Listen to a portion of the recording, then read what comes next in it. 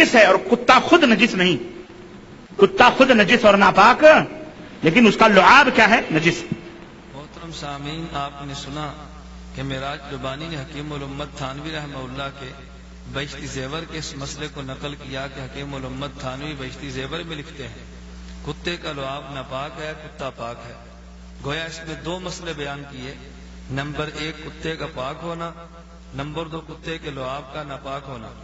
حکیم الامت تھانوی رحمہ اللہ نے اگر کتے کو پاک کہا ہے تو نواب صدیق حسن خان مرحوم کے بیٹے نواب میر نور الحسن خان نے اپنی کتاب عرف الجادی صفحہ نمبر 10 پہ مسئلے کو بیان کیا اور بیان کرتے ہوئے تحریر کرتے ہیں: پس دعوی نجس عین بودن سگ و خنزیر و پلید بودن خمر دم مسفوح و حیوان مردار ناتمام است. خنزیر کو نجس العین، خنزیر کے نجس العین ہونے کا دعویٰ کرنا اور کتے کے نجس العین ہونے کا دعویٰ کرنا اور شراب، دم مسفوح اور مردار حیوان کے ناپاک ہونے کا دعویٰ کرنا ناتمام ہے. گویا آپ ان کو نجس اور ناپاک نہیں کہہ سکتے. حکیم الامت تھانوی رحمۃ اللہ علیہ اگر کتے کو پاک کہہ دیں، اس پر تم نے اعتراض کیا تو جو نواب نور الحسن نے عرف الجادی میں کتے کو پاک کہا اس پر تم نے اعتراض کیوں نہ کیا؟ اور عجیب بات ہے کہ حکیم الامت تھانوی رحمہ اللہ نے محض کتے کو پاک کہا، نواب نور الحسن کتے کے ساتھ خنزیر کے ناپاک ہونے پر بھی انکار کر رہے ہیں. وہ کہتے ہیں خنزیر کے نجس العین ہونے کا دعویٰ کرنا بھی دعوی ناتمام ہے. گویا حکیم الامت تھانوی کتے کو پاک کہہ رہے ہیں اور نواب نور الحسن اپنی کتاب عرف الجادی میں خنزیر تک کو پاک کہہ رہے ہیں. لیکن نواب نور الحسن پر تمہیں کوئی اعتراض نہیں ہوا، نہ تم نے اس پر کوئی اعتراض کیا.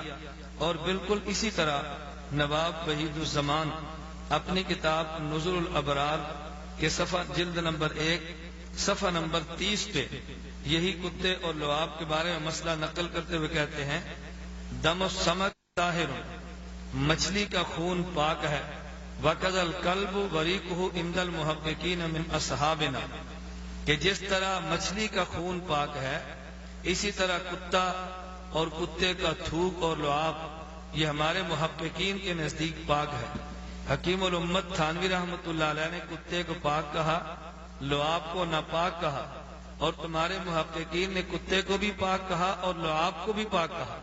تو کس قدر جہالت اور بددیانتی کی بات ہے کہ اگر حکیم الامت تھانوی کے بہشتی زیور کے مسئلے کو دیکھا تو کیا نزل الابرار عرف الجادی کا مسئلہ تمہارے علم میں نہیں تھا؟ ان سے بہشتی زیور سے قبل لکھے گئے مسائل سے تم جاہل تھے، اور اگر تمہارے علم میں تھا تو بددیانتی کرتے ہوئے ان مسائل کو بیان نہ کیا، بہشتی زیور کے مسئلے کو بیان کیا.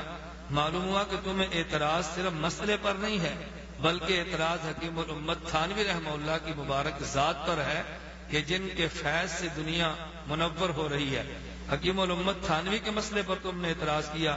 یہی مسئلہ النہج المقبول صفحہ نمبر 20 پہ نواب صدیق حسن خان صاحب نے بھی تحریر کیا.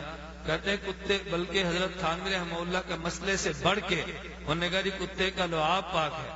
حکیم الامت تھانوی کتے کو پاک کہے تمہیں اعتراض، نواب نور الحسن خنزیر کو پاک کہیں کوئی اعتراض نہیں. حکیم الامت تھانوی رحمہ اللہ کتے کو پاک کہیں تمہیں اعتراض، اگر نواب وحید الزمان کتے کے لعاب کو بھی پاک کہیں کوئی اعتراض نہیں. حکیم الامت تھانوی رحمۃ اللہ علیہ کتے کو پاک کہہ دے تمہیں اعتراض ہے، نواب نور الحسن خنزیر پاک کہہ دے تمہیں کوئی اعتراض نہیں ہے. معلوم ہوا کہ اعتراض صرف مسائل پر تم نے نہیں کیے بلکہ حکیم الامت تھانوی کی ذات پر تم نے کیچڑ اچھالنے کی کوشش کی ہے مسائل کی آڑ میں. تو اگر حکیم الامت تھانوی کے مسائل پر اعتراض تھا، اس سے قبل جو مسائل تمہارے اکابر نے لکھے ہیں ان مسائل پر بھی دیانت کا تقاضا یہ تھا تم اعتراض کرتے.